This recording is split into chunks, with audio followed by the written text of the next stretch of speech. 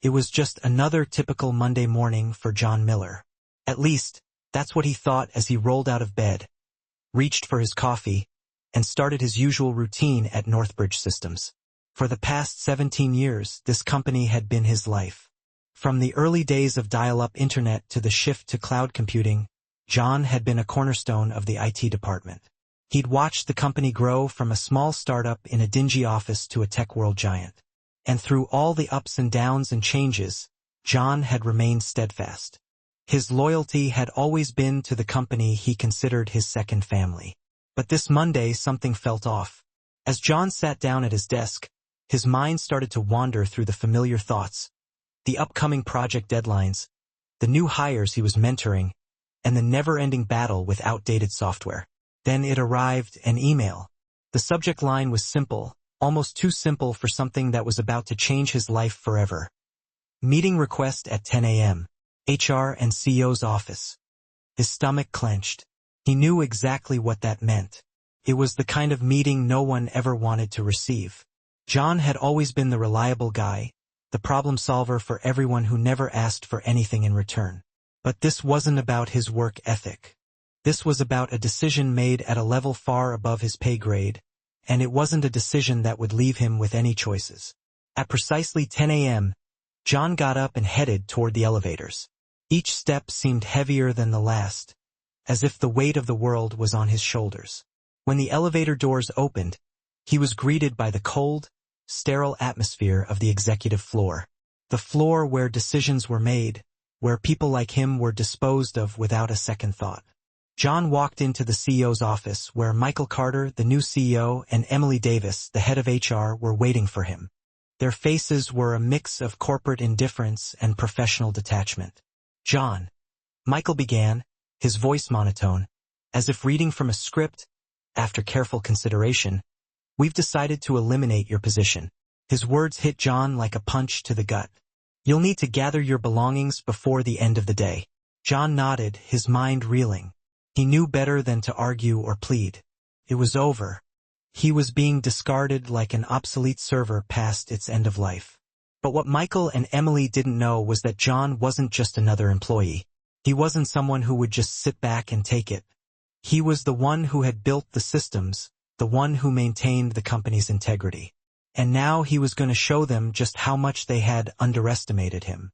As John walked out of the office, his colleagues glanced up briefly before quickly looking away. Whispers started almost immediately. The quiet man, who had been at the center of every major project for nearly 2 decades, was no longer part of the team. He was gone, but he wasn't forgotten. Not by a long shot. John returned to his desk, the empty space around him suddenly feeling louder than ever. He began to pack his personal belongings slowly, methodically. A family photo, a coffee mug, a small cactus that had survived his entire tenure at Silicon Core. But as he packed, his mind was already racing. For years, John had been the invisible architect of the company's success. His work had been integral to every operation, every system upgrade, and every successful migration. And now, with a single decision, they had cast him aside. But what they didn't know was that John had never just been an employee. He was a system. The company's systems, the ones they were so proud of, were built on the foundation he had laid. They couldn't even begin to fathom the depth of his knowledge. As he packed, he couldn't help but notice the irony. Michael and Emily thought they had won. They thought John was just another cog in the machine. But they didn't realize how much John controlled that machine. John knew exactly what he needed to do. He wouldn't go quietly. Not after everything he had built. Not after everything he had sacrificed for them. With a calmness that concealed the storm raging inside, John accessed the internal network. He had built the system from the ground up. And now he was going to use it to expose the truth. He pulled out his laptop and started composing an email. But this wasn't just any email. This was a message to the board of directors, who had been kept in the dark about the corruption and lies that had been happening right under their noses. John had been seeing the warning signs for months. He had documented everything, the financial irregularities, the questionable vendor contracts, the missing funds. John didn't just have a few discrepancies, he had proof. As he typed, He couldn't help but feel a surge of satisfaction. Michael and Emily thought they had gotten rid of him, but they had no idea what was coming. Wednesday was going to be their judgment day. As John hit the send button on the email to the board of directors, his heart was pounding, but his face remained calm. This wasn't just about revenge anymore. This was about righting a wrong, about exposing the ugly truth that had been hidden beneath the glossy veneer of NorthBridge Systems. He knew this was the beginning of the end for Michael Carter and his cronies, but he also knew that it wasn't going to be easy. He had no illusions about how they would react. They would try to cover it up. They would try to bury it. But John had anticipated their every move.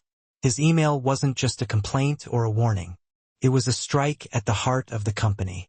And by the time they realized what had happened, it would be too late. As John leaned back in his chair, he could hear the familiar hum of the office around him. The sound of keyboards clicking, the murmur of conversations. But none of it mattered anymore. The world he had known for the past 17 years was changing, and he was the one pulling the strings. He was in control. He closed his laptop and leaned back in his chair, letting the silence wash over him. But it didn't last long. His phone buzzed with a new message. It was from Alex, a junior analyst who had been his mentee for the past few years. "Hey Jake, I just heard what happened. I'm so sorry, man. They're already moving into your old office and Michael is talking about you like you were a problem. He's furious." John smiled grimly. Of course, they were furious. They had no idea what was coming. He replied simply, "Don't worry, Alex. Just keep your head down and watch. They have no idea what's about to hit them." John had spent years building the company's infrastructure, laying the foundation for every piece of software, every system.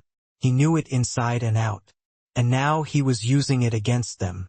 There were always vulnerabilities, there were always weak points, and John knew where to find them. It wasn't until the next morning that John's gambit really started to unfold. By this point, the news of his firing had spread like wildfire. The office was quieter than usual. The hum of productivity had been replaced by the kind of tension that comes with a scandal. John wasn't worried about the people who were being left behind. They were just employees doing their jobs. But the board of directors, they were the ones with the power to change things. They were the ones who would decide whether Michael and Andrew Thompson, the CFO, would have to pay for their actions. He had set everything up. By 9 a.m., he was sitting in his car across the street from NorthBridge Systems, his laptop beside him. John opened the email that he had scheduled to send to the members of the board of directors. He hadn't made it easy for them to ignore his message. He had included irrefutable evidence, proof of financial discrepancies, altered records, and questionable payments to vendors. Every email, every approval, every small piece of the puzzle was there. He knew it was going to be a long day, but he wasn't worried. This was the moment he had been waiting for. The moment he would get his revenge on the company that had betrayed him. As the first board member opened the email, his phone buzzed. It was from Richard Harris, a longtime board member who had always respected John's work. "I've seen the email. I'll make sure this is investigated properly. You did the right thing, John. Don't worry." John let out a breath he hadn't realized he was holding. The first step had been successful. Richard was on his side. By noon, John was sitting in a coffee shop a few miles from the office, savoring the feeling of victory. He had done his part. The email had been sent, and now it was in the hands of the people who mattered. His phone buzzed again. It was a call from Emily in HR. "John, we need to talk. This email you sent, it's going to cause problems." A smirk spread across John's face. He could hear the panic in her voice. And it was glorious. She knew.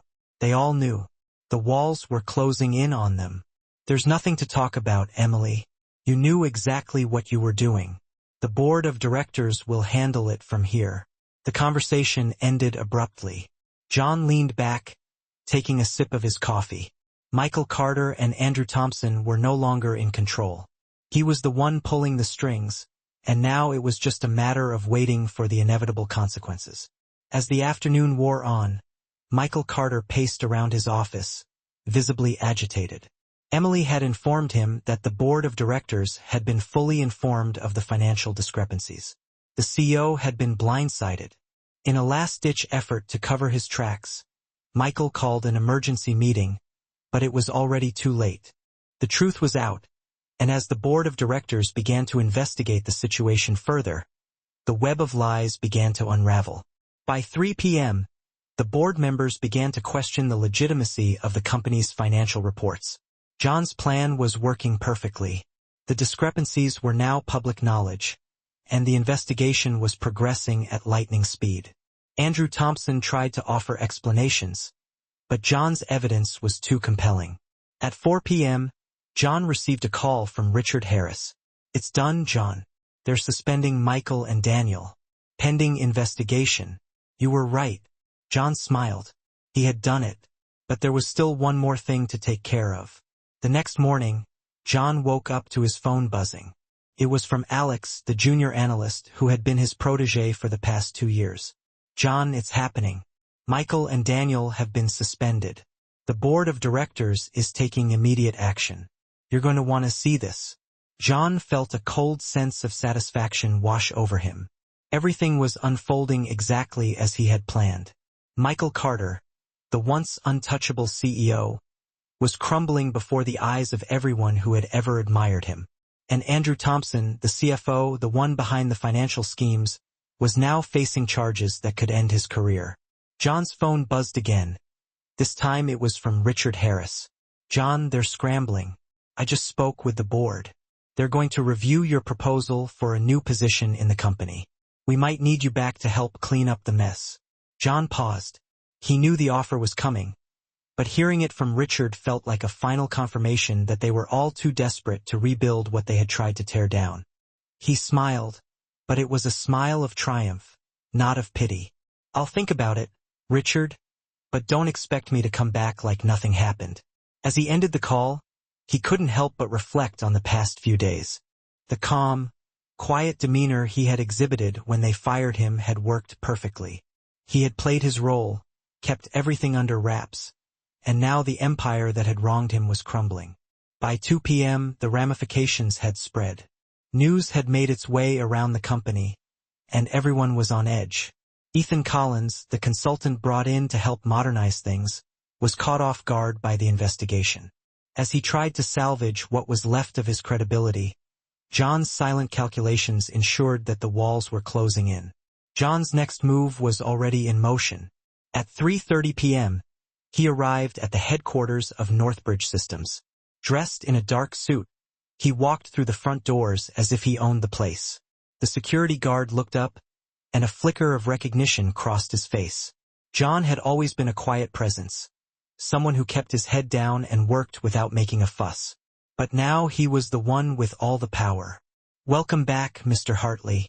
The guard stepped aside, and John couldn't help but feel a sense of satisfaction at the shift in atmosphere.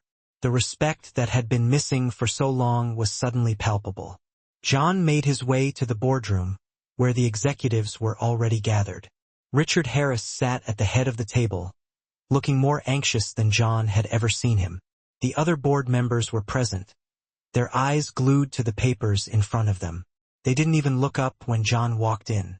"Gentlemen," John began, his voice calm but firm, "I believe it's time you had a full understanding of what has been happening right under your noses." He slid a stack of documents across the table towards them. Inside was everything: the financial records, the emails, the contracts, the lies. And at the center of it all were Michael Carter and Andrew Thompson.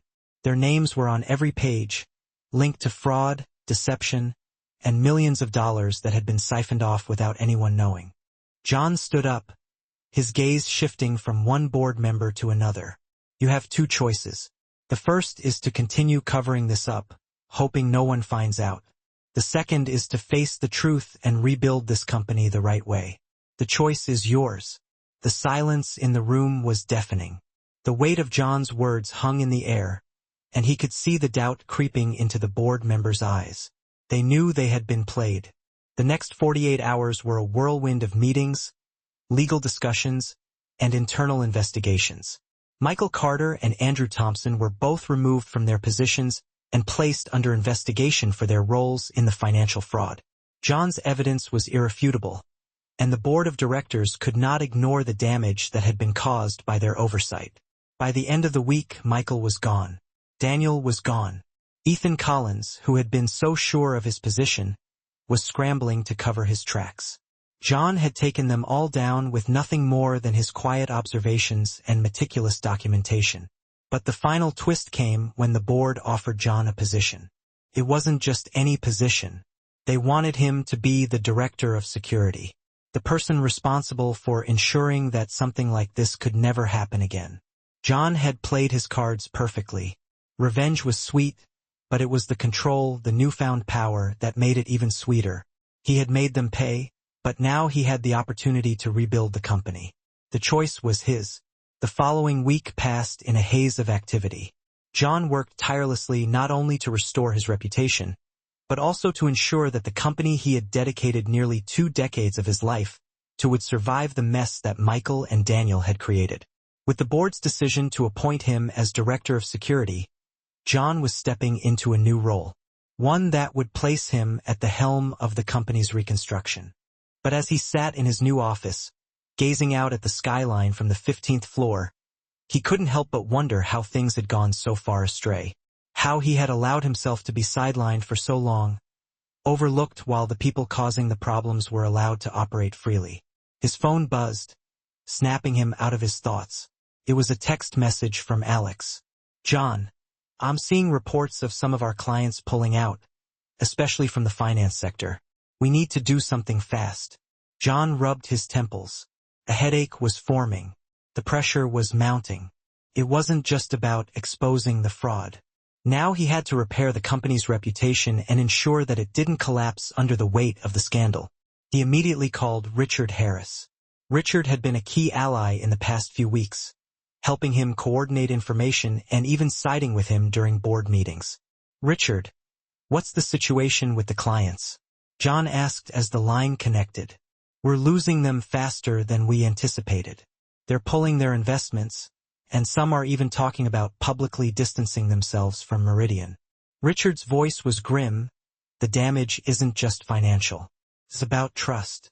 They don't know if they can rely on us in the future." John took a deep breath. The stakes were higher than he had ever imagined. This wasn't just about corporate politics or a revenge plot anymore. He was responsible for the entire company, its employees, and its future. He wasn't going to let it all slip away now. "We need a plan. We need a message," John stated firmly. "Set up a meeting for me with the board of directors. We're going to make everything public." The following morning, John stood at the head of the boardroom table. The board members sat before him, their faces a mixture of anticipation and apprehension. He had called the meeting to address the crisis head-on. There would be no more hiding behind vague promises or hoping the storm would pass. John had learned the hard way that those who stay silent are the ones swept away in the chaos. "I know we've been through a lot in the past few weeks," John began, his voice steady but carrying the weight of authority. "But we need to confront this directly. We can't keep pretending the damage doesn't exist. The fraud, the mismanagement, the lies, it's all out in the open now. The only way to rebuild this company is with complete transparency." A murmur rippled through the room. Michael Carter, who had been CEO only a few weeks prior, had never possessed the courage to face the truth. He preferred to bury problems, hoping they would fade with time. But John was different. He had never feared the truth, no matter how ugly it was. "We need to issue a public statement," John continued, his gaze sweeping across the room. "We need to show our customers, partners, and employees that we are taking full responsibility for what has happened. We need to show them that we are committed to rebuilding trust, and that starts with transparency." The room fell silent, each person contemplating the enormity of John's words. Finally, Richard Harris spoke up.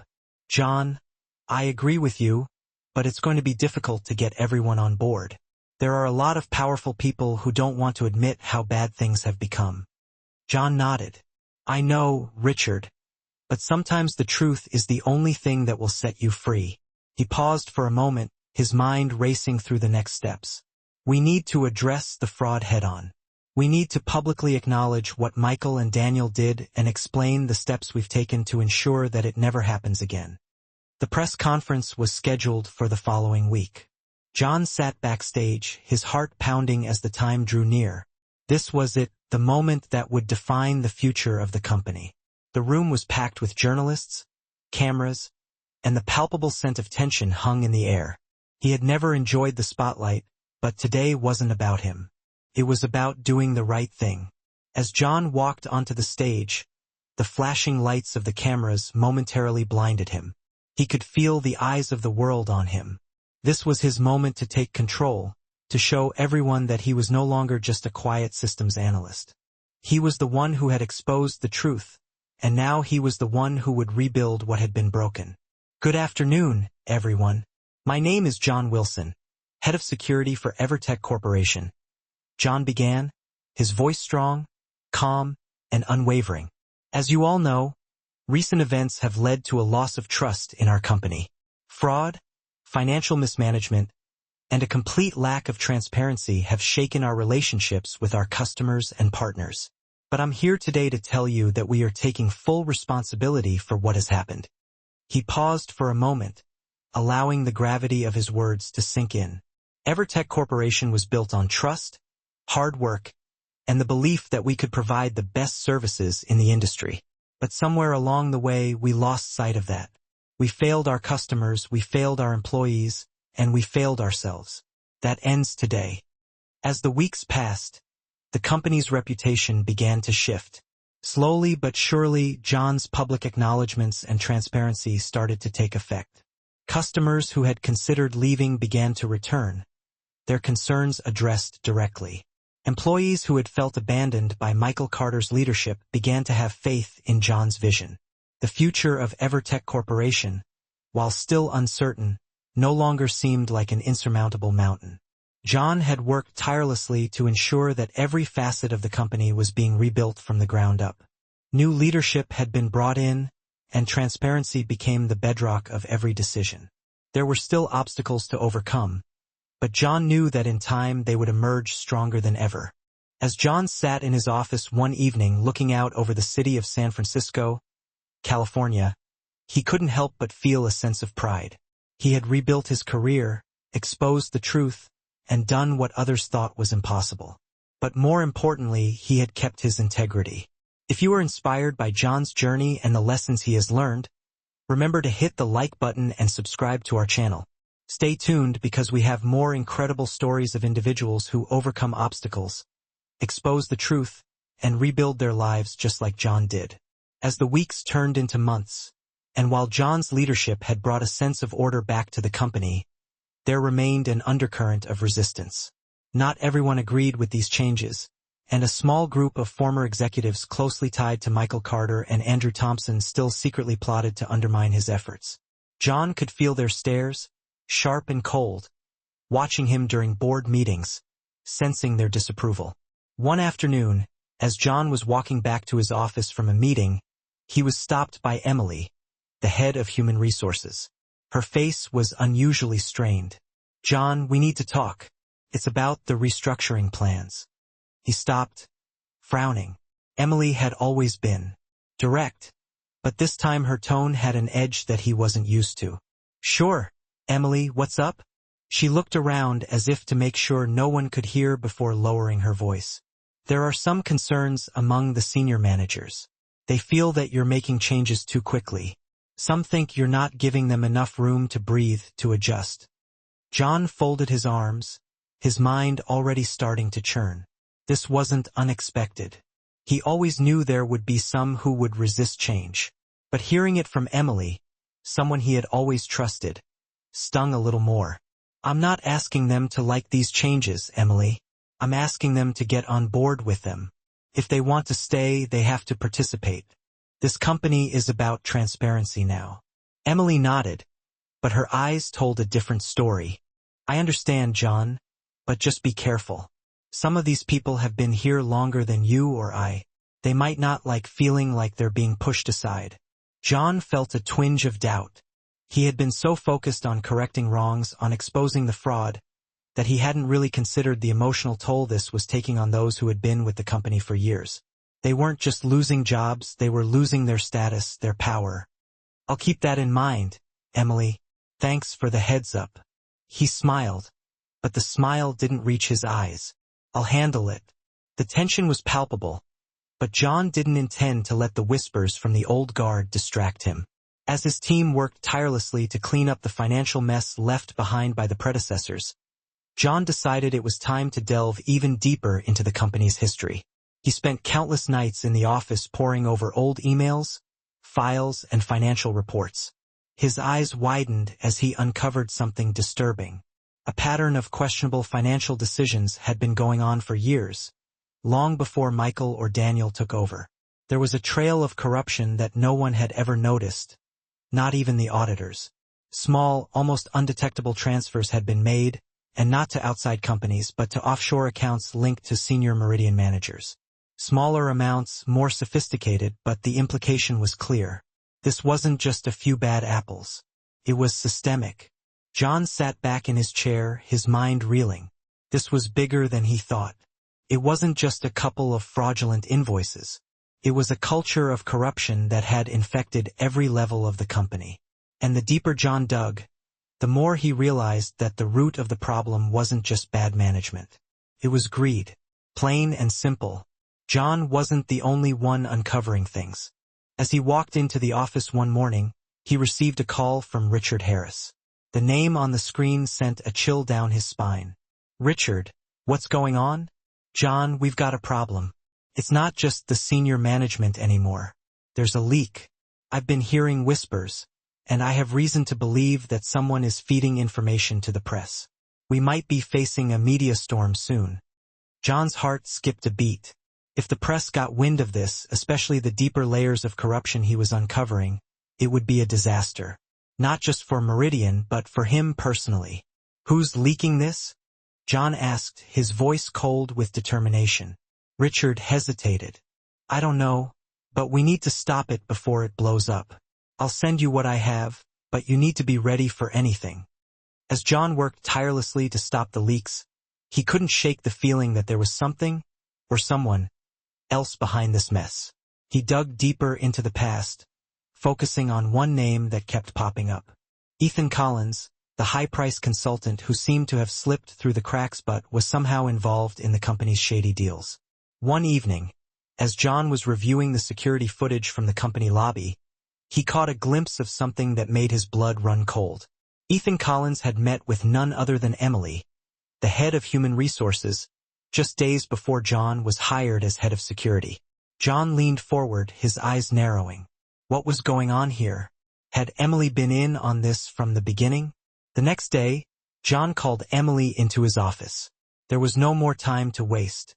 The company was on the brink, and the leaks were becoming more frequent. He needed answers. Emily, I need to know the truth. John's tone was steady but laced with an underlying intensity. Are you involved in the leaks? Are you part of this scheme? Emily's eyes widened, but she quickly regained her composure. What are you talking about? I know about you and Ethan.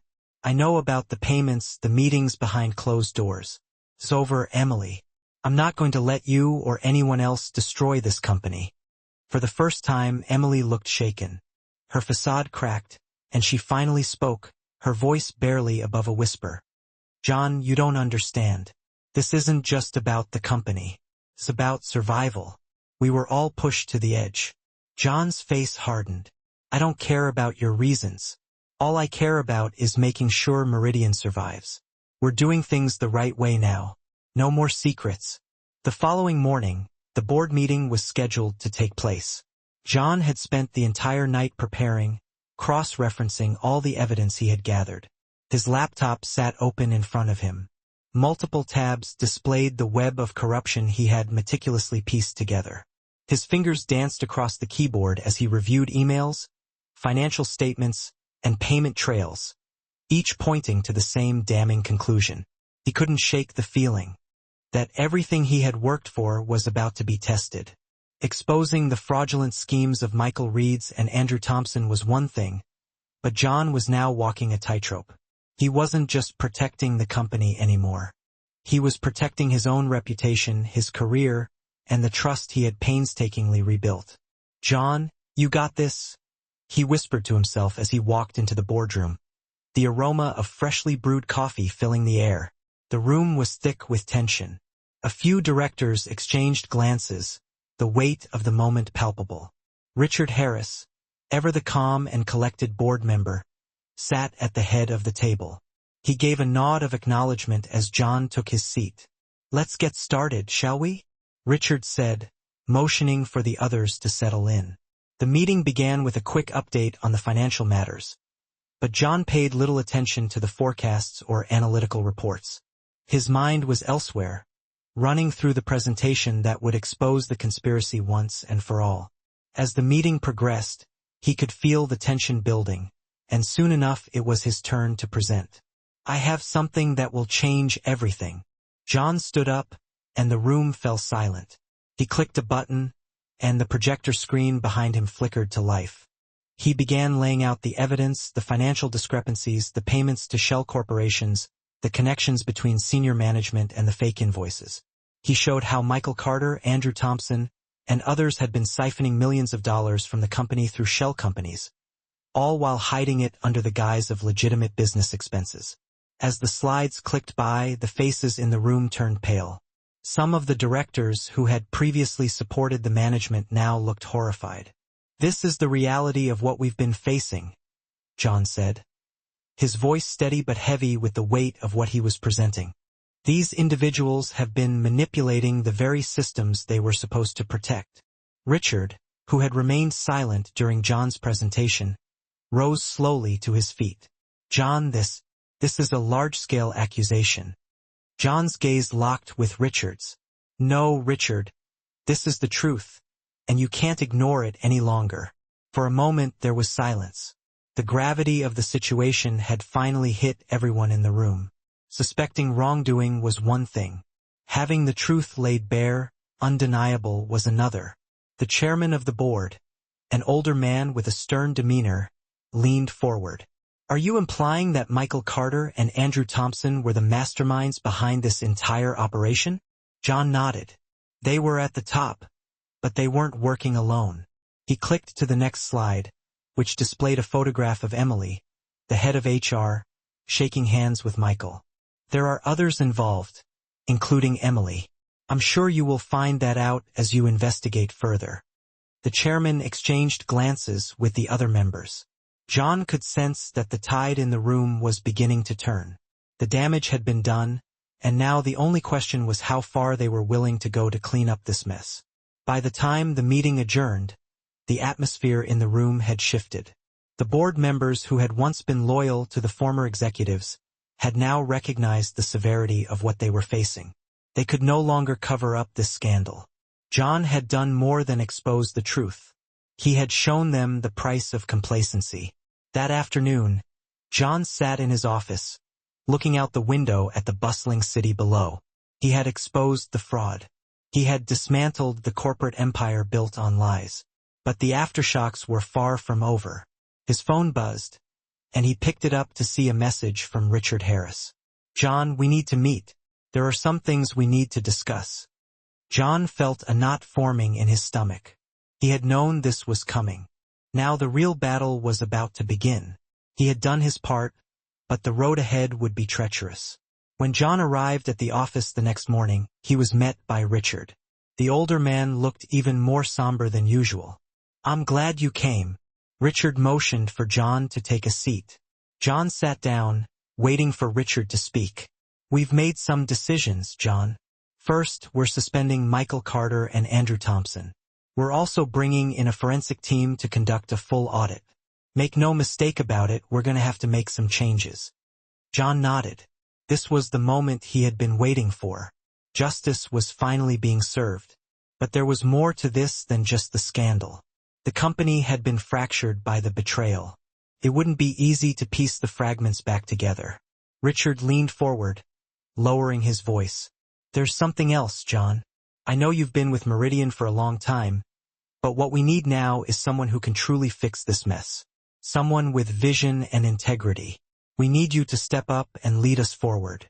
We want to offer you the role of CEO." John's eyes widened. This was unexpected, but it felt right. Everything he had fought for had led him to this moment. The company needed someone who understood the systems, the people, and the deep-seated flaws that had allowed the corruption to flourish. "I don't need a title to do the job, Richard. I'm here to fix Meridian," John said, his voice steady. Richard smiled. "That's exactly why we want you in charge." John accepted the offer to become the new CEO of EverTech Corporation. His first task was to rebuild the company from the inside out. The initial steps would involve stabilizing the financial situation, ensuring the fraudulent payments were recouped, and bringing in new leadership to replace the old regime. But as John delved deeper into his new role, he was realizing that the challenge was far more complex than he had initially anticipated. John declared with resolute conviction, "I need you to schedule a meeting with the board of directors. We will disclose all information publicly." The following morning saw John positioned at the head of the conference room table. Seated before him were the members of the board, their countenances a blend of expectancy and trepidation. He had convened this assembly to directly tackle the ongoing crisis. Any attempts to conceal the situation behind ambiguous commitments or hopes that the ordeal would simply pass were no longer viable options. John had gained the sobering insight that those who remain silent risk being swept away by the resulting chaos. "I am aware of the difficulties we have faced over the past several weeks," John began, his voice firm yet imbued with the weight of authority. "But we must confront this head-on. We can no longer operate under the pretense that the damage does not exist. The fraud, mismanagement, and deceit have all been exposed for what they are. The only means by which to restore this company is through complete transparency." A wave of murmurs swept through the room. Michael Carter, who had occupied the position of CEO just weeks before, had never displayed the fortitude required to confront the truth. He favored burying problems in the hope that they would diminish with time. John, however, was of a different mettle. He had never feared the truth, regardless of how unpleasant it might be. "We must issue a public statement," John continued, his eyes traversing the room. "We must demonstrate to our customers, partners, and employees that we accept full responsibility for the events that have transpired. We must also demonstrate our commitment to rebuilding trust, the foundation of which is transparency." A profound silence descended upon the room as each individual contemplated the significance of John's words. At length, Richard Harris spoke. "John, I concur with your assessment, but it will not be easy to secure the agreement of everyone involved. Many powerful individuals are unwilling to acknowledge the full extent of the situation." John nodded.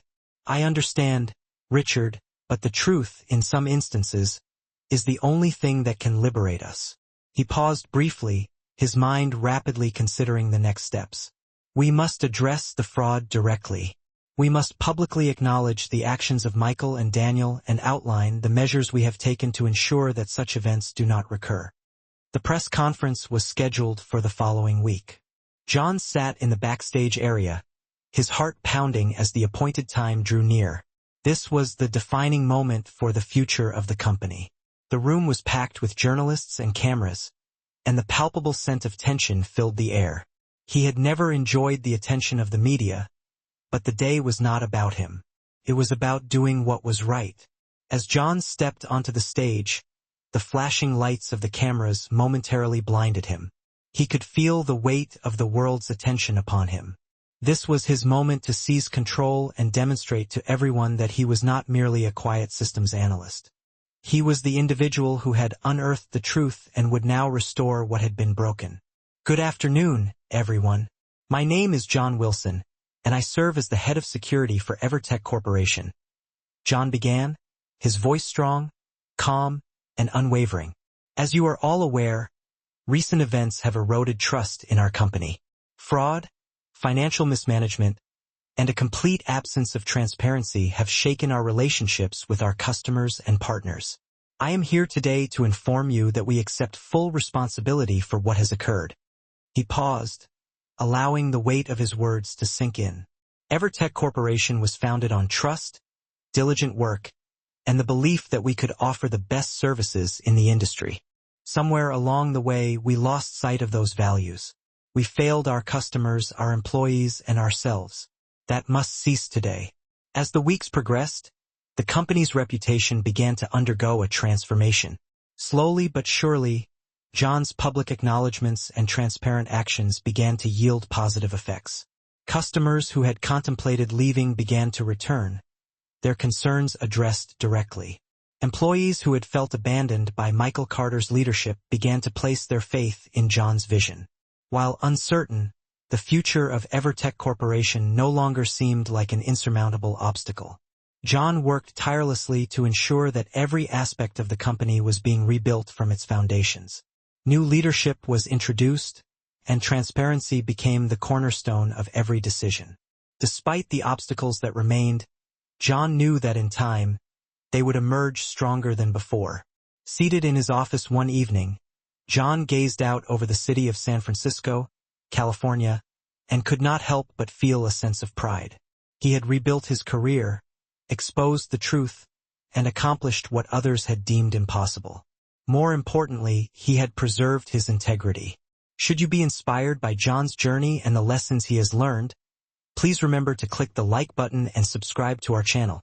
Stay tuned, as we have more incredible stories of individuals who have overcome obstacles, exposed the truth, and rebuilt their lives, just as John has done. As weeks transitioned into months, and while John's leadership had instilled a sense of restored order within the company, an underlying current of resistance lingered. Not all parties were in agreement with the introduced changes, and a modest faction comprised of former executives intimately associated with Michael Carter and Andrew Thompson surreptitiously plotted to undermine his concerted endeavors. John could discern their gazes, sharp and frigid, monitoring him during board assemblies, and he perceived their manifest dissatisfaction. One afternoon, as John was en route back to his office following a meeting, he was intercepted by Emily, the head of human resources. An unusual strain marked her visage. "John, we must engage in conversation. It pertains to the planned restructuring." He halted, his brow furrowed. Emily had consistently been direct, yet her intonation carried an edge unfamiliar to him. "Indeed, Emily, what is the subject of concern?" She cast her gaze about, seemingly to ensure that no one was within earshot, before lowering her voice. "There exists disquiet among the senior managers. They perceive that you are instituting modifications at an excessively rapid pace. Some are of the opinion that you are not affording them sufficient latitude to acclimate." John folded his arms, his thoughts already beginning to churn. This was not entirely unforeseen. He had invariably anticipated that certain individuals would exhibit resistance to the alterations. However, hearing such sentiments expressed by Emily, a figure whom he had consistently trusted, evoked a slightly sharper pang. "I am not requesting their commendation of these modifications, Emily. I am requesting their integration into them. If they aspire to remain, they must participate. This company now operates under the aegis of transparency." Emily inclined her head in assent, yet her eyes conveyed a disparate narrative. "I comprehend, John, yet exercise caution. Some of these individuals have been affiliated with this entity for durations surpassing either yours or mine. They may resent the sensation of being relegated." John detected a fleeting pang of uncertainty. He had been so intensely focused on rectifying transgressions and revealing fraudulence that he had neglected to fully consider the emotional toll exacted upon those who had been with the company for protracted durations. They were not merely forfeiting employment. They were relinquishing their standing and authority. "I shall retain that in mind, Emily. My appreciation for the forewarning." He offered a smile, but its warmth did not extend to his eyes. "I shall manage." The palpable tension pervaded the atmosphere, yet John harbored no intention of permitting the murmurs emanating from the old guard to divert his attention. While his team toiled unremittingly to disentangle the financial quagmire bequeathed by their predecessors, John resolved that the juncture had arrived to delve even more profoundly into the annals of the company. He dedicated countless evenings within the confines of his office, meticulously scrutinizing antiquated electronic communications, archival documents, and fiscal reports. His eyes widened as he unearthed a perturbation of considerable gravity. A pattern of questionable financial decisions had been enacted over a span of several years, dating well before the ascendancy of Michael or Daniel. A trail of corruption, imperceptible to even the most discerning auditors, lay concealed. Insignificant, virtually undetectable remittances had been executed, not to external enterprises, but to offshore accounts affiliated with senior Meridian managers. Smaller in scale, refined in execution, but unmistakable in implication. This was not merely a matter of a few unscrupulous individuals. It was a systemic malady. John reclined in his chair, his mind reeling. The magnitude of this exceeded his initial estimations. It was not merely a case of several fraudulent invoices. It was a deeply ingrained culture of corruption that had permeated every echelon of the entity. The more deeply John excavated, the more clearly he perceived that the crux of the issue was not merely mismanagement, but rapacity, in its most unadulterated form. John was not the sole discoverer of these developments. Upon entering his office one morning, he received an electronic communication from Richard Harris. The name displayed on the screen sent a chill coursing through his frame. "Richard, what is the situation?" "John, we are confronted with a predicament. It is no longer merely a matter of senior management. There is a breach in security. I have been privy to certain whispers, and I am persuaded that an individual is supplying information to the press. We may imminently be subjected to a media maelstrom." John's heart momentarily ceased its rhythm. Should the press gain cognizance of these matters, particularly the deeper layers of corruption he was uncovering, it would portend a catastrophe, not solely for Meridian, but for him personally. "Who is the source of this leak?" John inquired, his voice imbued with cold determination. Richard hesitated. "I am uncertain, but we must intercept it prior to its escalation. I shall transmit to you what I possess, but you must prepare yourself for any eventuality." As John diligently endeavored to stanch the flow of unauthorized disclosures, he was unable to dispel the sensation that an external entity or individual lay behind this imbroglio. He delved more deeply into the annals of the past, concentrating on one name that resurfaced with remarkable frequency.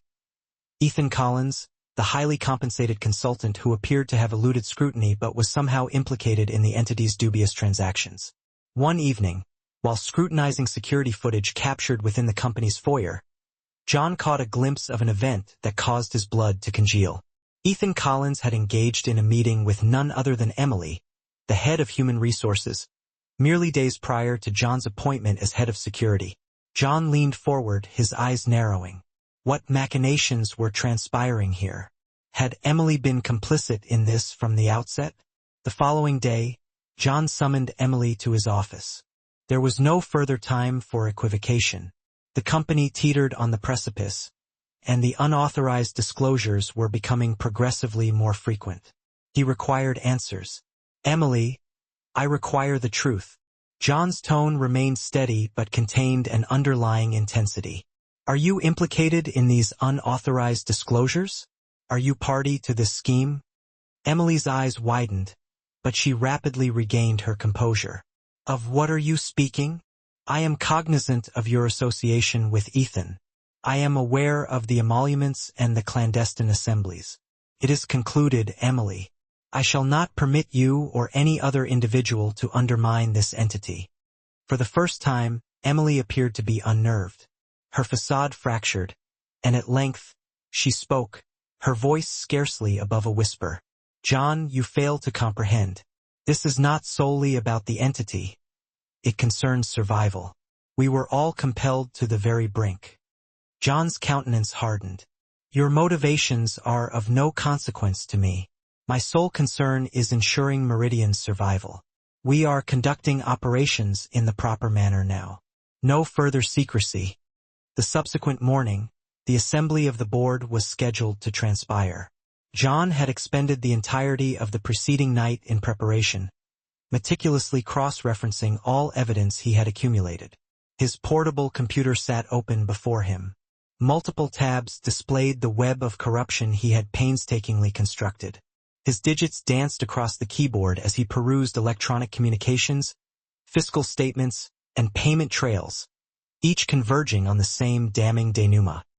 He was unable to dispel the apprehension that everything he had strived to achieve was about to be put to the test. To unearth the fraudulent machinations of Michael Reeds and Andrew Thompson was one undertaking, but John now trod a tightrope. He was no longer solely safeguarding the entity but also protecting his own renown, his career, and the trust he had diligently reconstructed. "John, you are capable," he whispered to himself as he entered the boardroom, where the fragrance of freshly brewed coffee permeated the atmosphere. The room was replete with palpable tension.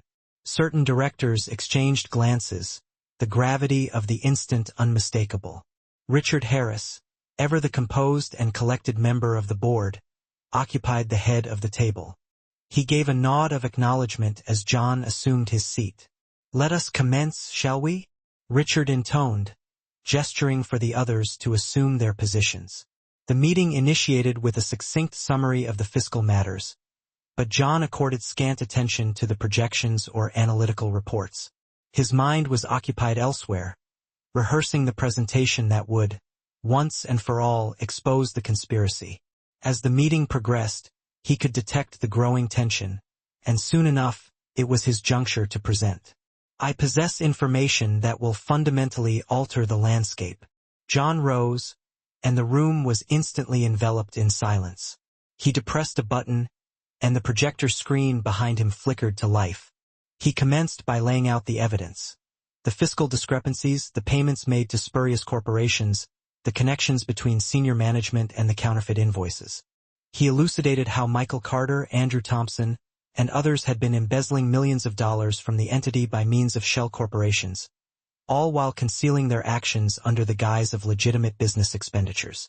As the images shifted on the screen, the complexions of those in the room paled. Certain directors who had previously supported the leadership now wore expressions of profound horror. "This is the reality of what we have been confronting," John declared, his voice steadfast but laden with the burden of what he was divulging. "These individuals have been manipulating the very systems they were entrusted to safeguard." Richard, who had remained silent throughout John's exposition, slowly rose to his feet. "John, this constitutes an accusation of considerable magnitude." John's gaze locked with Richard's. "Nay, Richard, this is the truth, and you can no longer afford to disregard it." For a fleeting moment, silence reigned. The gravity of the situation had finally impressed itself upon each individual within the room. To suspect impropriety was one matter, to have the undeniable truth unveiled was another.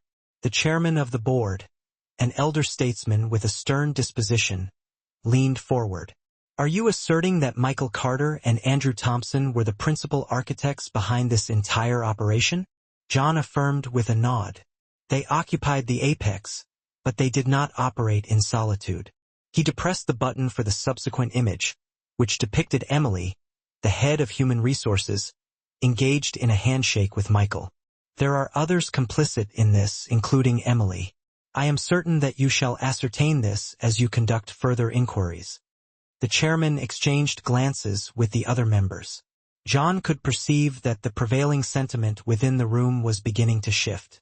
The damage had been inflicted, and the only remaining question was the extent to which they were willing to proceed in rectifying this imbroglio. John had accomplished more than merely revealing the truth. He had demonstrated to them the exorbitant cost of complacency. By the time the meeting concluded, the atmosphere within the room had undergone a transformation. The members of the board, formerly steadfast in their allegiance to the prior executives, had now recognized the severity of the predicament they faced. They could no longer afford to conceal this scandal. John had achieved more than merely unearthing the truth. He had illuminated for them the exorbitant price of inaction. That afternoon, John sat within his office, peering out the window at the vibrant cityscape below. He had exposed the fraud and dismantled the corporate edifice erected upon falsehoods, but the aftereffects were far from concluded. His telephone emitted a signal, and he retrieved it to peruse a message from Richard Harris. "John, we require a meeting. Certain matters necessitate discussion." John detected a knot forming within his stomach. He had foreseen this development, The true contest was about to commence. He had executed his part, but the course ahead would be fraught with peril. Upon John's arrival at the office the subsequent morning, he was greeted by Richard. The elder statesman appeared even more somber than was his wont. "I am grateful for your presence." Richard gestured for John to assume a seat. John complied, awaiting Richard's pronouncements. "We have enacted certain resolutions, John. Firstly, we are suspending Michael Carter and Andrew Thompson. Secondly, we are enlisting a forensic team to conduct a thorough audit. Undeniably, we shall be compelled to institute transformations." John affirmed with a nod. This was the moment for which he had been waiting. Justice was, at length, being served. However, the situation encompassed more than merely the scandal. The entity had been fractured by perfidy. The task of reassembling the fragments would not be facile. Richard inclined forward, lowering his voice. "There is a further matter, John. I am aware of your protracted tenure with Meridian, but what we necessitate at present is an individual who can genuinely rectify this predicament, an individual with both vision and integrity.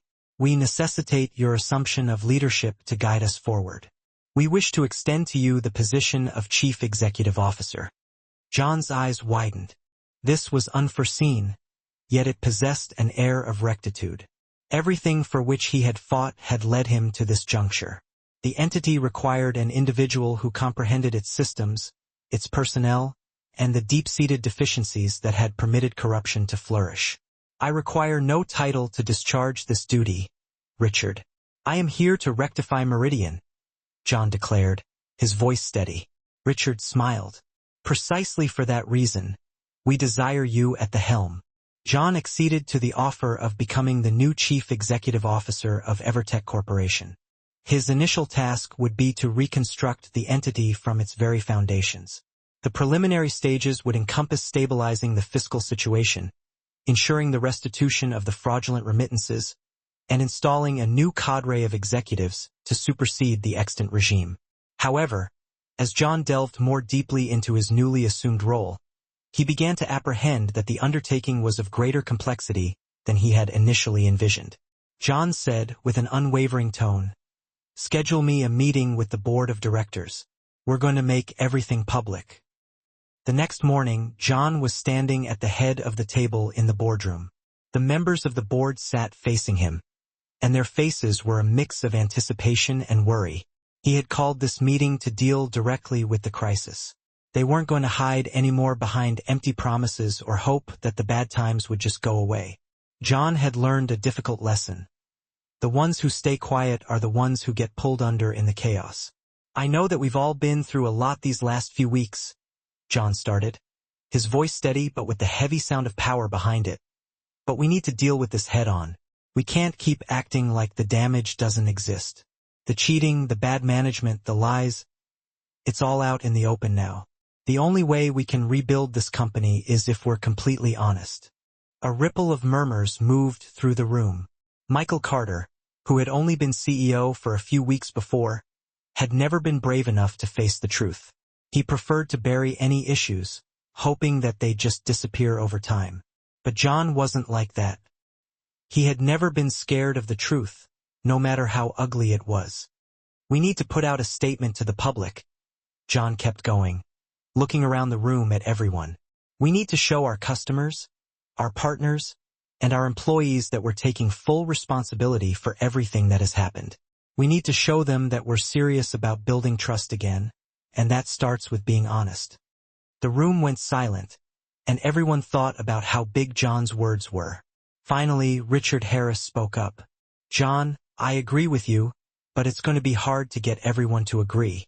There are a lot of people in powerful positions who don't want to admit just how bad things have gotten." John nodded his head. "I know, Richard, but sometimes the truth is the only thing that can truly set you free." He paused for a moment, his mind racing as he thought about what needed to happen next. "We need to address the cheating head-on. We need to publicly say what Michael and Daniel did and explain what steps we've taken to make sure it never happens again." The press conference was scheduled for the following week. John sat backstage, and his heart was pounding hard as the time got closer. This was it, the moment that was going to decide the future of the company. The room was packed with news reporters, cameras, and you could feel the tension in the air. He had never liked being in the spotlight, but today wasn't about him. It was about doing what was right. When John walked out on the stage, the flashing lights from the cameras blinded him for a second. He could feel the eyes of the whole world on him. Okay. Here's the rewritten version of the provided text, expanded and tailored to sound natural to an American English speaker. Original text word count, N4000. Rewritten text word count, M4232. Here's the rewritten text. I realized then that my job wasn't just about restoring the company's image. It was about changing the culture.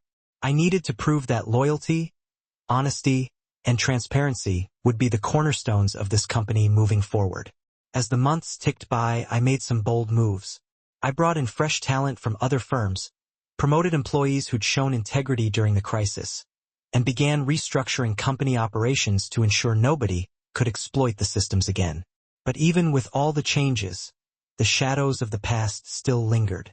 Whispers still echoed in the hallways, and some employees resisted the new direction. I knew the road ahead would be tough, but I was determined to see it through. Months had passed since I'd taken over as CEO. The company had weathered the worst of the storm, but the cracks in the corporate structure were still visible. I'd worked tirelessly to rebuild the team, reassess business strategies, and regain the trust of the shareholders. The recovery was slower than I'd hoped, but I could see light at the end of the tunnel. But as I sat at my desk, reviewing the latest performance reports, something felt off. My mind kept drifting back to Michael Carter and Andrew Thompson. Their actions had caused irreparable damage. Yet somehow their trail had gone cold. Too cold. I leaned back in my chair, lost in thought. I need to dig deeper, I mumbled to myself. Instinct told me there was more to this conspiracy than I'd initially uncovered. The reports focused on operational improvements, but I couldn't shake the feeling that something was lurking in the shadows, something I'd missed. After everything I'd exposed, could this really be the end? Late one evening, I was alone in my office, poring over old audit reports. I had access to every single system in the company now. As I scanned the financial figures, something caught my eye. Anomalies that hadn't surfaced before. Payment histories from subsidiary companies. Invoices filed under the guise of legitimate expenses. But the names of the vendors just didn't seem to match anything legitimate. My heart rate quickened. I reopened the file on Summit Dynamics, and the more I reviewed the figures, the more it became clear that this wasn't a mistake. I wasn't dealing with a few rogue executives anymore. This was a larger scheme, an organized effort to siphon off millions of dollars, and it had been going on for years. This wasn't just about Andrew Thompson or Michael Carter. They were just pawns in a much bigger game. The pieces were falling into place. I couldn't believe what I was seeing. The company had been part of a systematic financial fraud, funneling money through a series of shell corporations. This went far beyond the scandal I'd already exposed. It was bigger and more dangerous than I could have imagined. I stood up abruptly. "This has to stop," I whispered, realizing the stakes were higher now. My mind raced as I sat back down, trying to organize my findings. The evidence was there, plain as day. But this wasn't something that could be sent in an email. I needed to be more strategic. I had to be smarter, more calculated than ever before. I thought back to the days before I was fired, before I knew the depth of the corruption. I trusted these people, worked alongside them for years. But now, every face in the company seemed like a potential traitor, a puppet in a larger scheme. But I wasn't ready to give up. I wasn't going to let the people who had sabotaged the company's career and future get away with it. There was one thing I needed before I could act: proof. I needed irrefutable evidence that would take down not only Daniel and Michael, but the entire operation. As I prepared to gather everything I could, I received a text message. This time it was from someone who worked under Daniel's team. The message said, "John, you need to know something. It's bigger than you think." The message was cryptic, but it was enough to make my pulse quicken. Was this the lead I'd been waiting for? Who else was involved? And how far did the corruption reach? The next day, I reached out to an old colleague, Richard Harris. Richard had been a trusted member of the board before he retired, but I suspected he might still have connections inside the company. Richard answered the phone after a few rings. "John, is everything all right? I wasn't expecting to hear from you." "I need your help, Richard. I've uncovered something bigger than the fraud we exposed a few months back." The line was silent for a moment before Richard responded, "What are you talking about?" I took a deep breath, knowing this conversation could change everything. "I think someone at the very top is pulling the strings. I'm not just talking about Daniel or Michael. I think there's someone else involved here. Someone who's been orchestrating all of this from behind the scenes." There was another pause. Then Richard spoke, his voice low and serious. "You need to be careful, John. If you're right about this, then it's not just about corporate politics anymore. This is dangerous." I nodded, even though Richard couldn't see me. "I know, but it has to be exposed. I need your help, Richard." Richard hesitated. "I'll do what I can, John. But you have to be prepared for what's coming. This isn't going to be easy." "I'm ready," I said, resolve in my voice. Over the next few days, I worked closely with Richard, gathering the final pieces of the puzzle. We tracked financial records, traced payments to offshore accounts, and uncovered hidden ownership of various companies connected to Meridian's executives. The more we uncovered, the clearer it became. I wasn't just fighting a corrupt system. I was fighting a criminal network that had infiltrated the very core of the company. By the time I had all the evidence I needed, I knew it was time to act. It wasn't just about saving the company anymore. It was about ensuring the truth came to light, no matter the cost. The day had come. I had prepared everything. A detailed report, financial records, proof of the hidden accounts. I was ready to present everything to the board. But this time I was going straight to the top. I'd made sure that the highest authority would be there when I dropped the bomb. My heart pounded in my chest as I walked into the boardroom once again, this time armed with more than just the truth. This was a calculated move, a final showdown that would change everything. "Ladies and gentlemen," I began, my voice steady as I stood at the head of the room.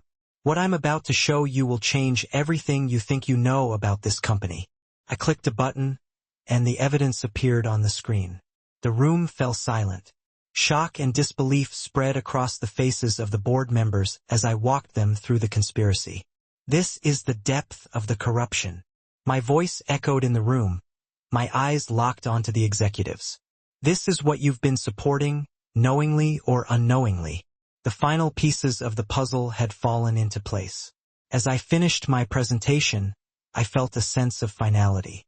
There was no turning back now. As I stood there, my words hanging in the air, the room filled with disbelief. Each board member, each executive in that room had their eyes glued to the evidence. They had thought they were untouchable, that their actions could go unnoticed. But I was exposing the raw, ugly truth. "What does this mean for us?" a senior board member, Elizabeth Harper, asked, her voice trembling. She was one of the few who seemed the least surprised, although her usual composure had cracked. I took a deep breath and started to walk slowly. "It means that for the past 3 years, this company has been siphoning off funds, all right under the noses of the people responsible for keeping it honest. The money has gone through Apex Solutions, through Clearwater Consulting, and into the pockets of people making decisions without ever thinking about consequences." I clicked through more slides on the projector, detailing the connections between the fraudulent transactions and the personal enrichment of the executives involved. The room was silent as they absorbed the weight of my words. "Andrew Thompson was the mastermind behind this, but Michael Carter and even your consultant, Ethan Collins, were in on it." I continued, "This isn't just a corporate mistake. It's a criminal operation." There was a long pause. Everyone in the room felt the sting of realization. They weren't just involved in an internal scandal. They were all complicit in a major financial fraud. I watched as a few of them exchanged glances. I could see the discomfort on their faces. They knew the gravity of what I had just presented. They were no longer just dealing with an internal audit or a minor scandal. They were looking at an investigation that could topple the entire company. "I'm going to let all of you digest what I've just shown you," I said finally, my voice calm. "But understand this. What happens next is up to you. I've done my part. I turned on my heel and walked out of the boardroom without a second glance. I knew that this was it. The company would either crumble under the pressure, or it would fight to protect its legacy, and the legacy of the people who built it. As I left the building, I felt the weight of the world on my shoulders. I wasn't sure what would be waiting for me when I got back to my office. My next move had to be calculated. This wasn't just about exposing corruption. It was about ensuring the right people paid for their actions. As I sat in my car in the parking lot, I quickly scanned my phone. Messages were pouring in.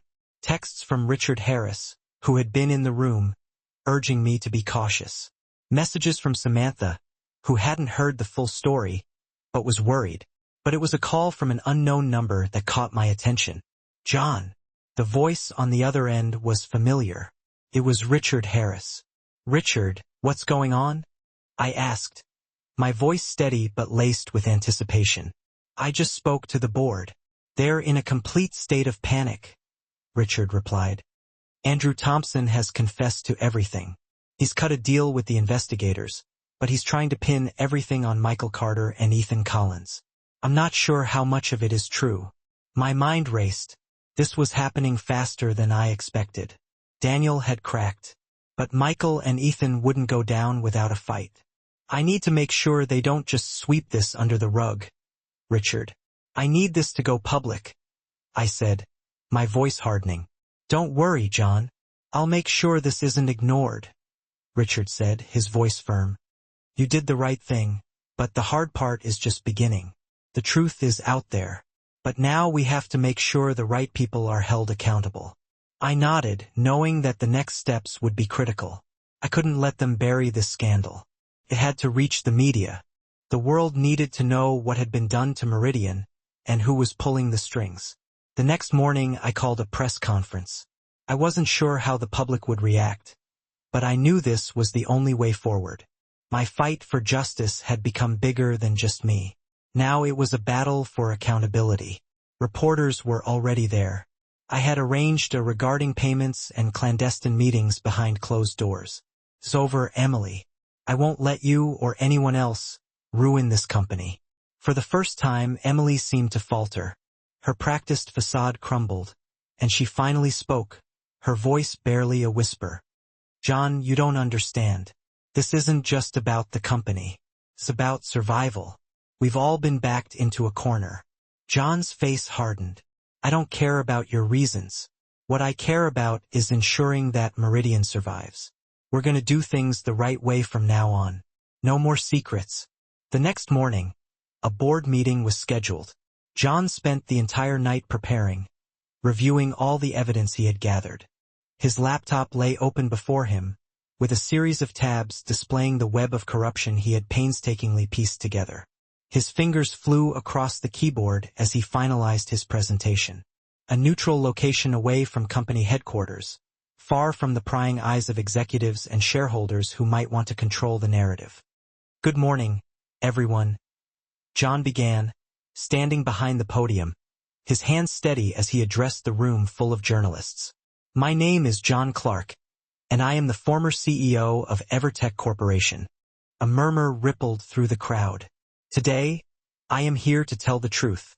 The company I dedicated my life to has been engaged in criminal activity for years. A network of fraud and embezzlement has siphoned millions of dollars from the company and its employees. The room fell silent. John could feel the weight of the reporters' gazes upon him. He had their attention. I have collected irrefutable evidence of this corruption, including payments to offshore accounts, the use of shell vendors, and the internal manipulation of key executives. This evidence will be turned over to the authorities, and I am cooperating fully with federal investigators to ensure that the full extent of this fraud is revealed. Reporters scribbled furiously, their cameras flashing. As John continued, I am not here to seek personal gain. I am here to expose the truth, no matter how painful it may be for those who thought they could get away with this. This isn't just about financial losses. It's about the betrayal of trust of the people we relied on to lead this company. John paused, letting his words sink in. He could see the impact his statement was having, and he knew that this would change everything. The world would finally know what had been happening inside Meridian. The media storm that followed was nothing short of a wildfire. News outlets picked up the story, and it was soon plastered across headlines. Evertech Corporation was under investigation for one of the largest corporate fraud cases in history, and the consequences were swift. Executives were suspended, the company's stock plummeted, and legal proceedings began to unfold. John knew this was just the beginning. The fight was far from over. But as the days passed, something unexpected happened. The public's reaction to John's actions was overwhelmingly supportive. Social media buzzed with hashtags like Justice for John and Meridian Fraud, with many hailing John as a hero for taking down the corrupt system from within. Even former employees reached out, sending messages of support. They had been unaware of what was really going on, and now they were just as shocked as everyone else. John's decision to speak out had inspired a wave of truth-telling, and the company's dark secrets were slowly being exposed. Months later, John sat in his office overlooking the city skyline. The legal battles were still ongoing, but the company had begun to rebuild. The board had been replaced, and a new team was in place, a team committed to restoring the company's integrity. John had become a symbol of resilience and truth, a man who had brought down an empire of corruption with nothing but his knowledge and integrity. His phone buzzed on his desk. It was a message from Samantha. "How are you holding up?" she asked. John smiled. His life had been completely upended, but he knew he had made the right decision. The battle was over, but his journey had just begun. John sat alone in his office, staring intently at the computer screen. His hand trembled slightly, not from fear, but from the realization that everything he had worked toward was now out in the open. The moment he exposed the fraud, he forfeited his quiet life. But it was a choice he made with conviction. He didn't know what was next, but he knew he couldn't turn back. The company was in disarray, its leaders were on the run, and the employees were uncertain about their futures. Yet, for John, this moment of truth was the culmination of years of frustration, missed opportunities, and unacknowledged sacrifices. "You did the right thing," Samantha's voice cut through his thoughts. She stood in the doorway, looking stronger than ever. But John could see the traces of worry in her eyes. It was hard to imagine the toll this had taken on their lives. They had worked so hard to build a future, and now that foundation had been shattered. Still, Samantha was by his side. "But what now?" John sighed, his voice heavy. "I've brought down their empire. But what is there for me now? I don't want to just be the guy who exposed the corruption. I want to do something with this, but I don't know where to go from here." Samantha walked into the room, placing her hand on his shoulder. "You'll figure it out, John. You always do.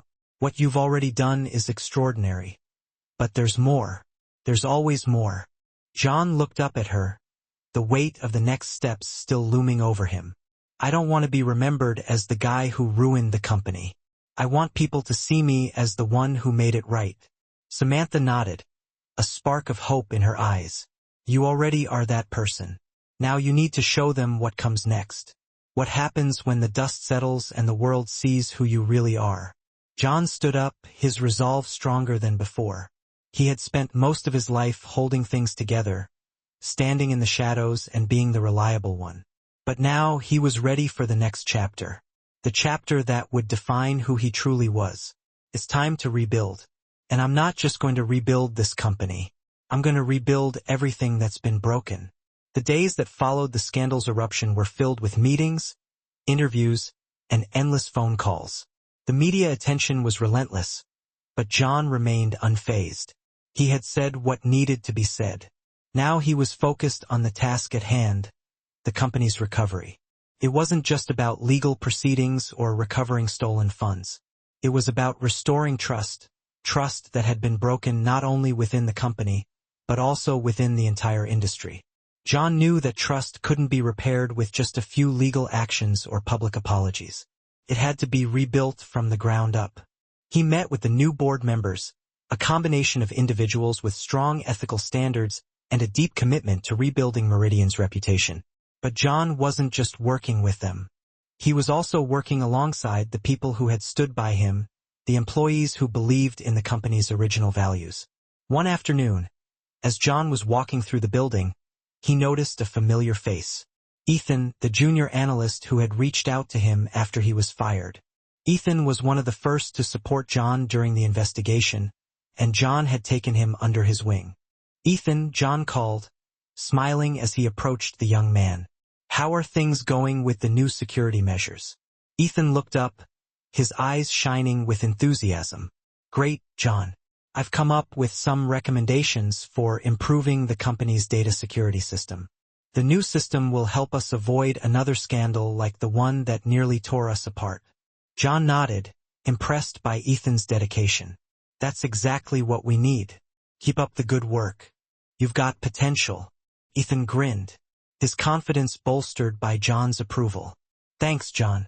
That means a lot." As John continued to walk through the building, he couldn't help but feel a sense of pride.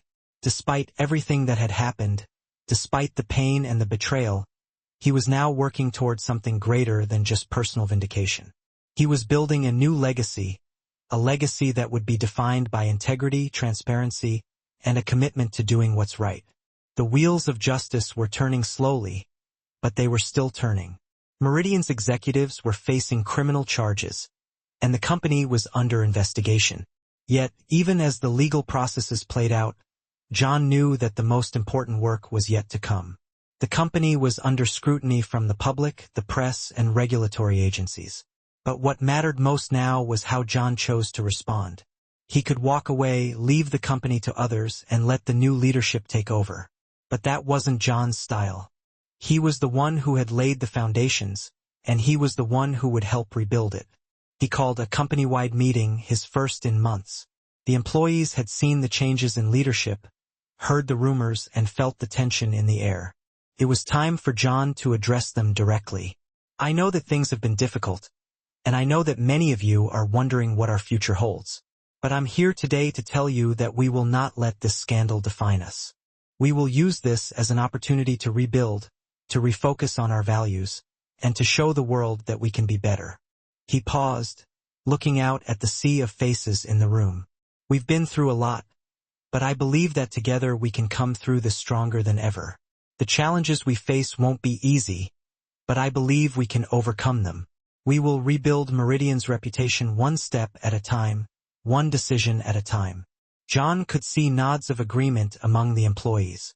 They'd been through the worst, and now with John leading them, they felt ready to face whatever came next. "Let's show the world that this company isn't just about making money. It's about integrity. It's about doing what's right, and it's about creating a legacy that we can all be proud of." The room erupted in applause, and for the first time in a long time John felt a glimmer of hope. They had a long road ahead, but they were ready to walk that road together. The weeks passed and the momentum continued to build. The legal battles were still ongoing, but John was focused on making tangible changes to the company's culture. He worked closely with the new leadership team to implement stronger security measures, a more transparent financial system, and a renewed commitment to corporate responsibility. At home, John found peace in the simple things, spending time with Samantha, watching his kids grow up, and taking long walks through the city he had always loved. He'd done what he set out to do. He'd exposed the fraud. He'd fought for justice. And now he was helping to rebuild everything that had been broken. One evening, as he sat at the dinner table with his family, he thought about the road ahead. The company was on the path to recovery, but he knew that the work was never truly done. "We're getting there," Samantha said as if reading his mind. "But you've done more than enough, John. You've proven who you are." John smiled, a quiet satisfaction lighting up his eyes. "Maybe, but there's always more to do." And with that, he knew that whatever came next, he would be ready. John's phone buzzed on the table, pulling him from his thoughts. He'd just spent an hour reviewing financial projections for the company's recovery, but the sight of a text from Richard Harris made his heart skip a beat. "John, we need to meet. It's about the board's decision." John's hand tightened unconsciously. It had been weeks since the legal proceedings began, but the pieces were still shifting. Richard was a staunch ally, someone who had seen the cracks at Meridian long before the scandal erupted. Still, the urgency in his message caught John off guard. "It's not the board anymore. It's something bigger." John texted back quickly. "Where and when?" "Meet me at the usual spot. 3 p.m. Don't tell anyone." The cryptic message left more questions than answers. But John knew better than to ignore Richard's warnings. He'd been right about everything before. Now wasn't the time to second-guess. By 3 p.m., John found himself at the corner coffee shop where he'd first met Richard more than a decade ago.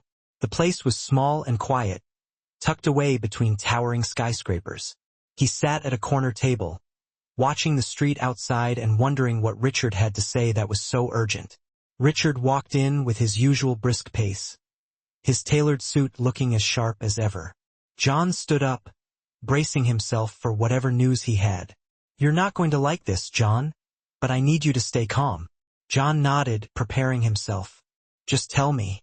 Richard pulled a folder from his briefcase and slid it across the table. "This is the latest information from the investigation. We've been digging deeper and we've found something. It's not just the fraud we uncovered. There's another layer, one that could bury everyone involved." John's stomach clenched. The words "bury everyone involved" hit harder than anything he'd heard in weeks. "I don't understand. What do you mean?" Richard took a deep breath, his eyes darting around the room as if to make sure no one was listening. "The fraud, John, was just the surface. Meridian's been involved in something much worse. There's a connection to international money laundering, and there's a conspiracy throughout the company. Your boss wasn't just taking bribes or marking up contracts. He was moving money using Meridian's infrastructure to launder millions of dollars, and it goes bigger than just him." John sat back, the weight of Richard's words sinking in. The scandal he had survived a harrowing chapter in his life now seemed like mere prelude to something far darker. "How much money are we talking about?" John asked, though he had a sinking feeling he already knew the answer. "Over $50 million? John's jaw tightened. He had suspected the scope was larger than he realized. But the reality was far worse. He had exposed a small part of what was happening at Meridian, but now he realized the truth. The entire structure of the company had been built on corruption. Richard leaned closer, his voice low. "This goes all the way to the top, John, and I need your help to bring it all down." John stared at Richard in disbelief. "What do you mean? How can I help? I've already exposed the fraud. I've done my part." Richard's expression turned grim. "You've only scratched the surface. What I need from you now isn't just information. We need a direct link. We need you to work with us in secret. You can't trust anyone at the company anymore, not even the people you think you know. The threat is bigger than just the executives. It's the people embedded throughout the system." John's mind raced. The thought of going back into that world, the world that had betrayed him, made his skin crawl. But Richard was right. There was more at stake than just his own redemption. "What do you need me to do?" John asked, his voice steady despite the turmoil within. "I need you to help us expose the international connections. You have access. You know the systems better than anyone. You're the only one who can make this work." John felt a pit forming in his stomach. Going back meant risking everything, including his life and the safety of his family. But he had always been a man who played by the rules. Now the rules had changed. His path forward wasn't clear, but Richard was right. The stakes were higher than ever. "I'll do it, but we do this carefully. No mistakes." Richard nodded, his eyes narrowing with approval. "I knew I could count on you. We're going to need a small team. This is going to take time, but once we have everything, there's no turning back." John stood up, feeling the weight of his decision settle in. He had promised himself. No more shadows. No more secrets. He would expose everything, even if it meant bringing down the foundations of Meridian. In the following weeks, John's life became a whirlwind of secrecy. He re-entered the digital labyrinth of Meridian Systems. Digging deeper, the clock was ticking relentlessly. Every file, every document that surfaced, and every monetary transaction was now under intense scrutiny. With Richard's invaluable help, John assembled a small, tight-knit team of people he trusted implicitly. Some were former colleagues whom he knew he could rely on. Others were complete strangers united by a shared burning desire to unearth the truth and expose it to the world. John worked with quiet determination, acutely aware that any misstep could alert those still entrenched at the top of the pyramid, potentially jeopardizing the entire operation. The deeper he delved, the more horrified he became as he realized the sheer extent to which corruption had permeated every level of the organization. This wasn't just a matter of a few bad apples. The entire orchard was rotten to the core. One late night, as John sat in his home office meticulously piecing together the last crucial pieces of evidence, he felt an inexplicable presence behind him. He whipped around in his chair, his heart pounding in his chest, but there was nothing there. Just a fleeting shadow, a subtle movement, something indiscernible that sent a shiver down his spine and raised goosebumps on his arms. His phone buzzed urgently. It was a text message from Samantha. "John, you need to be incredibly careful. I think someone is watching us." A wave of icy dread washed over John. The walls were closing in rapidly. The enemy wasn't just contained within the confines of Meridian. They were everywhere, lurking in the shadows, waiting to strike. John's heart hammered in his chest as he realized the moment of truth had finally arrived. The board meeting was fast approaching, and they had painstakingly gathered enough irrefutable evidence to bring down the entire corrupt operation. But there was still one final piece needed to set everything in motion, the ultimate trump card that would seal their victory. He strode confidently into the conference room, his hands steady, his mind laser-focused. He had everything he needed, everything that would expose the festering corruption at Meridian for the world to see. Richard had meticulously arranged every detail. Now it was time to watch the corrupt system crumble under the weight of its own deceit. But as he set his laptop down on the table and clicked to open his presentation, a chilling premonition sank deep into his gut. Something was terribly wrong. Before he could even react, the doors to the conference room burst open with a loud bang. "John." Andrew's voice boomed through the room, filled with a chilling sense of finality. "It's already too late. You've lost. We were always one step ahead of you." John's heart pounded in his chest. This was it. The moment he had been preparing for. The culmination of months of tireless work and unwavering dedication. But what happened next would irrevocably change everything he thought he knew. A strange, unsettling silence fell over the room as John's eyes locked onto Andrew's. The chilling coldness in Andrew's voice sent a shiver down John's spine. But there was no turning back now. He had come too far, sacrificed too much, and he wasn't about to let anyone stop him. Not even Andrew. John took a slow, deliberate breath, feeling the immense weight of his decision pressing down on his chest. The evidence he had painstakingly collected was irrefutable, a damning indictment of Meridian's corruption. He had meticulously tracked every illegal transaction, every shady backroom deal, every instance of blatant embezzlement. There was no way Meridian could possibly survive this exposure, but that didn't mean the fight was going to be easy. Andrew's smug grin widened, and John could see the sheer, unadulterated confidence radiating from him. He had underestimated Andrew's desperation, but now he understood perfectly.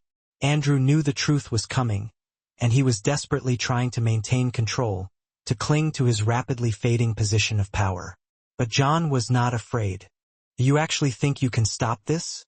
John said, his voice surprisingly steady despite the turmoil raging inside him. "Do you really think the board will side with you once they see the full extent of what's been going on?" Andrew hesitated for just a fraction of a second, his smug smile faltering ever so slightly. That was all John needed to see. He had backed him into a corner. "The game's over, Andrew." John continued relentlessly. "You've been deceiving everyone, but now it's time for you to face the consequences of your actions." John's hand trembled almost imperceptibly, but he refused to let it show. He clicked the button on his laptop, revealing the meticulously prepared folder of evidence that had been painstakingly assembled for precisely this moment. The presentation was incredibly thorough, painstakingly detailing the intricate web of international money laundering schemes, fraudulent contracts, and clandestine deals between Meridian and Summit Dynamics. It was all there, every single detail, every lie, every act of manipulation carefully documented and presented in a way that was impossible to ignore. The silence in the room was thick enough to cut with a knife. The tension was palpable, almost suffocating. And then, with a final act of defiance, John pressed send on the email that would change everything forever. He had carefully crafted the message, attaching all the damning documents as evidence, and now he was about to unleash it upon the entire board of directors. His finger hovered over the enter key for a fleeting moment, his heart pounding in his ears. Then, with a deep breath, he pressed it, sending the email hurtling through the digital world to the Meridian Board of Directors. Please find attached documentation pertaining to irregular and fraudulent financial activities involving members of the senior management team. I have provided all supporting evidence for your review. These activities have caused significant harm to the company, and they must be addressed immediately. Sincerely, John Wilson. John felt a profound sense of finality wash over him as the email was sent. It was done. The board now had the information they needed to bring down Andrew and the rest of the corrupt management team. The fate of Meridian was now sealed. But as John stood up, preparing to leave the room, Andrew lunged forward, desperately trying to grab his arm. "You can't do this," Andrew screamed, his voice filled with a mixture of rage and desperation. "I'll make sure you never work again, John. You're making a huge mistake." John yanked his arm away and turned towards the door, his heart still pounding in his chest, but his resolve unwavering. "I already made my mistakes, Andrew," he said calmly as he walked out of the room, not bothering to look back. The repercussions were immediate and far-reaching. By the time John arrived home, the phone was ringing incessantly. His lawyer called first, followed shortly after by Richard Harris. The news spread like wildfire, engulfing everything in its path. The board had been completely blindsided by the email and its contents, and emergency meetings were being frantically convened to discuss the implications of the evidence. But what happened next shocked everyone, even John himself. The legal department contacted him with the stunning news that the board had voted unanimously to launch a full-scale investigation into the allegations of fraud, money laundering, and corruption. The individuals at the highest levels of the company, including Andrew Thompson, and Ethan Collins, had been placed on administrative leave pending further investigation. Within a matter of days, the financial press had picked up the story, and the details of the scandal were splashed across headlines around the globe. Articles detailed how top Meridian executives had been systematically using company funds to enrich themselves, funneling millions of dollars into bogus vendor contracts and offshore accounts. The once sterling reputation of Evertech Corporation was shattered beyond repair, and the formerly powerful corporation found itself in a death spiral, hurtling towards inevitable collapse. But John took no joy in the chaos and destruction that had been unleashed. The battle he had fought was never about revenge or personal gain. It was always about justice, about ensuring that the truth was brought to light, no matter the cost. And the cost had been extraordinarily high. He had lost his job, his position, his career, everything he had worked so hard to achieve. But he had gained something far more valuable in return. The profound satisfaction of knowing that he had done the right thing, that he had stood up for what he believed in, even when it meant risking everything. Months passed, each one bringing further revelations of Meridian's corruption. Criminal charges were filed against several of the company's top executives, and the corporation was forced to begin bankruptcy proceedings. The cleanup would take years, and the damage to Meridian's reputation and the lives of its employees was irreversible. But amidst the wreckage, John found a new sense of purpose. He was no longer the quiet man who had sat in his office meticulously gathering data, desperately hoping that no one would notice his silent revolution. The experience had fundamentally changed him, forging him into someone stronger, more resilient, and more determined than ever before. He was no longer a silent observer, passively watching the corruption unfold around him. He was someone who had taken control of the situation, exposed the rot from within, and brought down an empire of deceit. In the weeks that followed, job offers began to pour in from all corners of the industry. At first, John hesitated, unsure of what to do next. His loyalty to Meridian had been so unwavering for so long that the idea of joining another company felt almost foreign. But slowly, he began to realize that his skills and experience were incredibly valuable, perhaps even more so now than before. His knowledge of corporate security, his deep understanding of digital systems, and his first-hand experience with high-level fraud made him a highly sought-after asset. John found himself stepping into a new role, one that allowed him to use his newfound knowledge and experience to help others. He became a consultant, advising companies on how to rebuild their security protocols and prevent similar scandals from happening in the future. John had emerged from the darkness of Meridian's downfall, and the shadows no longer held him captive. As he sat in his new office, gazing out at the glittering city skyline, John felt a sense of peace settle over him. He had won. He had exposed the truth, and those who had engaged in wrongdoing were finally facing the consequences of their actions. His family was safe, his conscience was clear, and he was finally free to move forward with his life. But there was still something lingering in the back of his mind, a faint glimmer of light that refused to be extinguished. The story wasn't quite over. It shimmered in his eyes, elusive and tantalizing, like the first rays of dawn breaking after a long and stormy night. "We're getting there," Samantha said softly, as if she could read his thoughts. "But you've done so much already, John. You've proven who you are." John smiled, a hint of satisfaction in his eyes, but there was still a small spark of ambition burning within him. "Maybe so, but there's always more to be done." And with those words, he knew that no matter what the future held, he would always be ready to fight for what was right, to stand up against injustice, and to make a difference in the world. The battle may have been won, but his journey was far from over.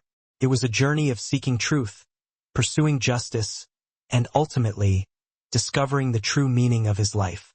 His journey was far from over. The world had changed, and John had changed with it. He had become more than just a systems analyst. He had become a force for good, someone who would never allow corruption to thrive without putting up a fight. Ultimately, John's legacy wouldn't just be about his work at Meridian. It would be about the choices he had made, the risks he had taken, and the courage he had shown in standing up when everyone else had backed down. The road ahead was filled with uncertainty, but one thing was certain. John Wilson had finally found his true calling. The repercussions resonated immediately. John's story is a testament to perseverance, to standing firm in the face of adversity. He was a quiet man who brought down a corrupt empire, and in doing so, he proved that sometimes the greatest strength in the room isn't the loudest voice, but the one that refuses to be silenced when it matters most. As he moved forward, John knew that the journey had shaped him, but it wasn't the end. There were always more things to do, more systems to protect, more justice to pursue. And in that quiet strength, John found his redemption. Thank you for joining us to the end of John's journey. If you enjoyed this story, don't forget to like, subscribe, and hit the bell icon for more thrilling and unforgettable stories. Stay tuned for the next one. John's journey was far from over. The world had transformed, and he was no longer the John of the past. He had become more than just a systems analyst. He became a symbol of righteousness, someone who would not allow the darkness of corruption to reign supreme without waging a war to the end. After all, what John left behind was not just his contributions at Meridian. It was also the courageous decisions he made, the dangers he faced without hesitation, and the courage that helped him stand tall when everyone else faltered. Although the road ahead is hazy, one thing is certain. John Wilson has finally found his true mission in life. The aftershocks echoed immediately. John's story is a testament to resilience, to an unwavering iron will in the face of storms. He, a quiet man, overthrew an entire corrupt empire. He proved that, at times, the greatest strength lies not in grandiose pronouncements, but in a small voice that resolutely refuses to succumb when justice is trampled upon. Continuing on the path he had chosen, John understood that hardship had forged him, but this was not the end. There were still responsibilities, systems to protect, cases awaiting exposure. And it was in that quiet strength that John found peace of mind. Thank you for following John's journey to the end. If you enjoyed this story, please hit like, subscribe to the channel, and turn on notifications so you don't miss other compelling and memorable stories. See you in the next stories.